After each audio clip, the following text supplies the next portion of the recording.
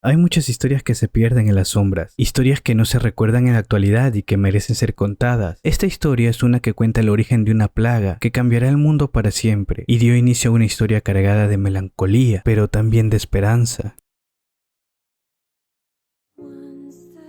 Hace mucho tiempo existía un reino llamado Midgard, donde sus habitantes vivían en paz. Humanos, dragones, golems, monstruos y elfos podían verse por todas partes. Sin embargo, el Imperio, una de las dos facciones más grandes de este mundo, le declaró la guerra a la Alianza, una facción compuesta de pequeñas naciones unidas. El núcleo de este imperio estaba basado en el culto a los vigilantes, y por ellos comenzaron su cruzada cruel y despiadada.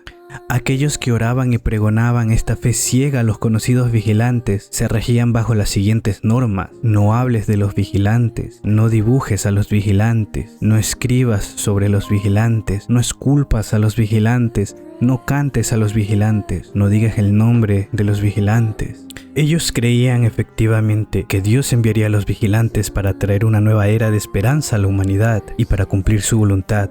Rompieron los 4 sellos que protegían Midgard, liberando a los vigilantes en la tierra, desatando la ira de Dios, un Dios que odia a la humanidad y la ve como un fracaso del que se arrepiente y quiere purgar la tierra porque son egoístas y soberbios. Los humanos no merecen la existencia y los vigilantes son la herramienta con la que Dios obrará. Y de entre ellos, la reina bestia es quien se encargará de ponerle fin a la humanidad. Pero hubo alguien que se rebeló contra el apocalipsis: Caín. A lomos de su dragón Angelus, luchó contra la reina bestia en una batalla donde ambos desaparecieron en un destello fulgurante, y así la humanidad se rebeló contra Dios, aunque el héroe y la bestia jamás volvieron a ser vistos. El 12 de junio del año 2003 fue el día en el que ocurrió el incidente. Un portal se abrió sobre Shinjuku en Tokio, del cual aparecieron 2 entes desconocidos, más tarde nombrados como el dragón y el gigante. Ambos lucharon durante aproximadamente 1 hora, mientras se escuchaban gritos parecidos a cánticos por toda la ciudad, y después el dragón logró vencer al gigante y este cayó sobre la ciudad, desintegrándose en una especie de polvo. Sin embargo, al dragón le esperaba un destino similar, pues fue derribado por el 303 Escuadrón de la Fuerza Aérea de Autodefensa y su cadáver quedó empalado en lo alto de la torre de Tokio. Este incidente marcó un antes y un después para el mundo.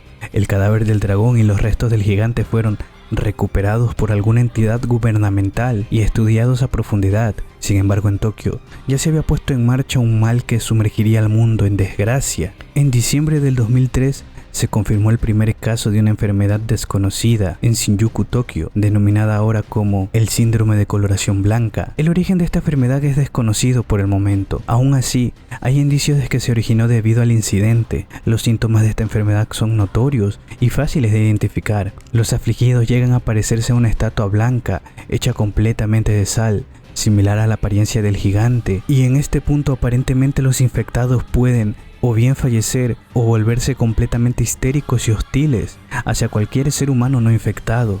Ya en el año 2004 el número de infectados aumentó en tal cantidad que fue necesario el uso de la fuerza letal.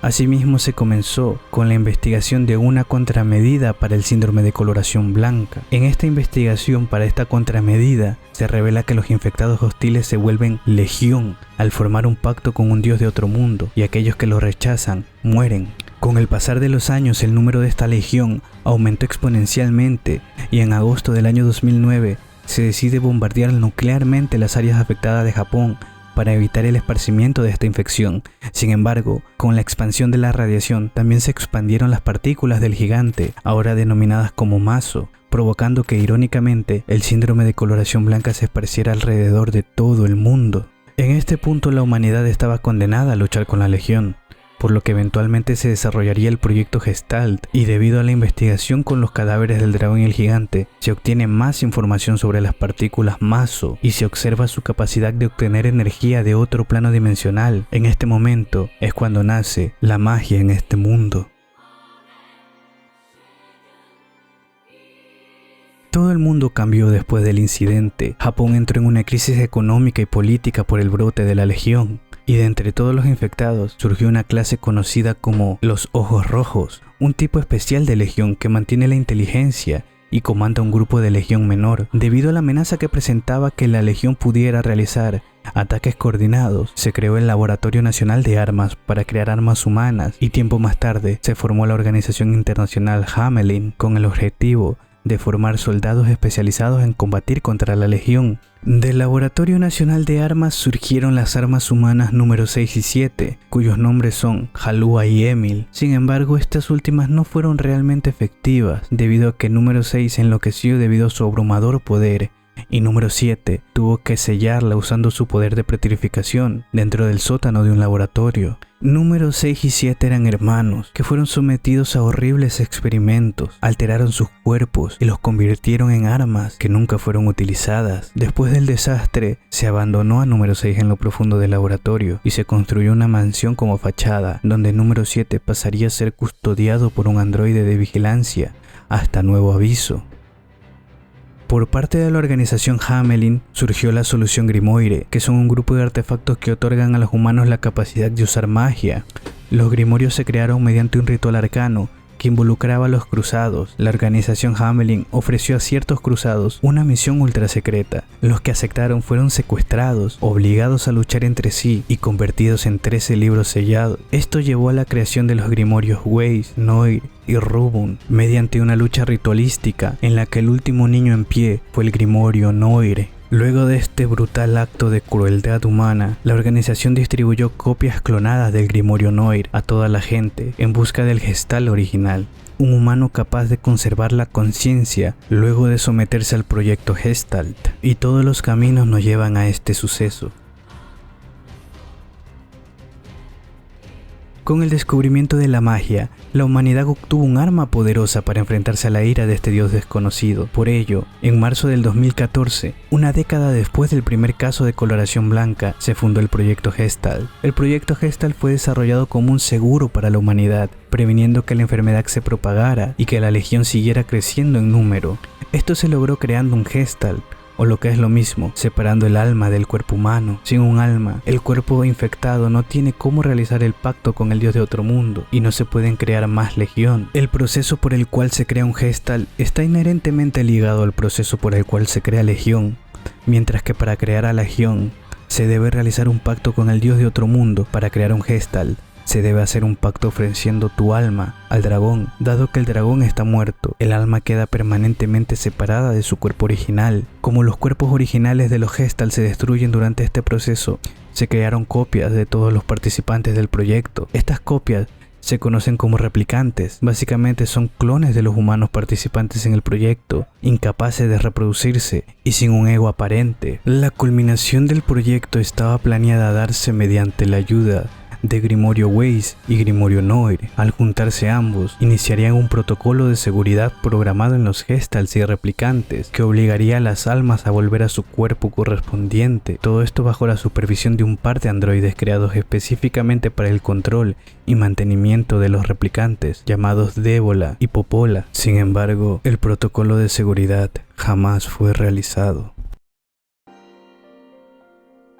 En algún punto de la historia de la humanidad, mientras Legión atacaba el mundo, el abuelo de Kaine fue un renombrado líder militar que participó en el sometimiento del gran primer brote de los Ojos Rojos. Se retiró pacíficamente y se casó con una mujer llamada Kali, y aunque nunca tuvo hijos, sí que tuvo una nieta llamada Kaine. El abuelo quería mucho a Kaine, pero no le gustaba la vida que estaba llevando, llena de lujos y criada como una dama de la alta sociedad. Vio en los ojos de su nieta una cierta melancolía, y aunque Kali se opuso, un día el abuelo llegó con una pequeña sorpresa, una linda mascotita para su nieta. Era un pequeño cachorro blanco que de inmediato Kaine amó y a la que nombró Shiro en honor a Blancanieves. Un día, mientras estaba en su mansión, Kaine notó que Shiro no estaba en casa, por lo que decidió ir a buscarla afuera, pero en su lugar se encontró con una pequeña niña llamada Yona, que se encontraba asustada y perdida. Se había separado de su hermano Nier. Kaine llevó a esta pequeña niña a su mansión para mantenerla a salvo hasta que pudiera encontrar a su hermano. Sin embargo, lo que no sabía era que dentro de la mansión se estaba desarrollando un enfrentamiento entre un Ojos Rojos y un grupo de soldados, donde también se hallaba el hermano de Yona, Nier. Aún conmocionada por todo lo que está pasando, logra observar cómo su abuelo se abalanza para proteger a su abuela, recibiendo un golpe mortal, y mientras estaba desangrando e intentaba darle sus últimas palabras a Kaine, este muere después de que un pedazo de la mansión cayera sobre él. Y aún sin poder procesar todo el dolor que estaba sintiendo en ese momento, ve cómo su abuela es devorada entera por un ojos rojos. En ese momento, en ese estado de shock, Kaine despertó algo en su interior, un vacío inconmensurable, una oscuridad infinita que le dio poder, y en un arrebato de rabia asesina a la legión que había devorado a su abuela. Sin embargo, Kaine estaba descontrolada, atacaba a todo el que veía por delante, incluso los soldados la comenzaron a llamar monstruo. Sin embargo, ese par de hermanos que logró reunir intervinieron para que no la atacaran. Ella no era un monstruo, ella los había reunido de nuevo, los salvó, y ese pequeño acto de bondad despertó la humanidad que todavía había en Kaine. Y aunque la abuela de Kaine no murió, tuvo que hacer algo muy duro después de recuperarse de todo esto. Tuvo que contarle la verdad a su nieta. El ADN de Kaine es una mezcla entre el ADN de su abuelo y de su abuela, junto a un registro genético de la legión. Fue diseñada como una arma en un laboratorio. Sin embargo, su abuelo no la vio de esa manera, y por ello Kaine tuvo una infancia feliz hasta ese fatídico día. Aún así, después de eso, Kaine siguió viviendo con su abuela con normalidad, y finalmente fue seleccionada para el proyecto Gestalt, pero debido a su condición genética normal o a una falla en el sistema, su registro genético se corrompió, por lo que su replicant sufrió de un pequeño error genético.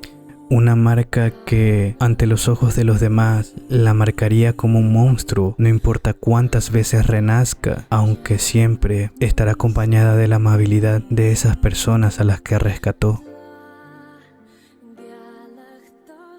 Como dije al inicio, hay muchas historias que se pierden en las sombras, historias que no se recuerdan en la actualidad y merecen ser contadas. Esta fue la historia de un gigante precedente de otro mundo que presidió una gran plaga y dio inicio a una historia llena de dolor y tristeza, pero también de esperanza. Esta es la historia de la plaga conocida como el síndrome de coloración blanca.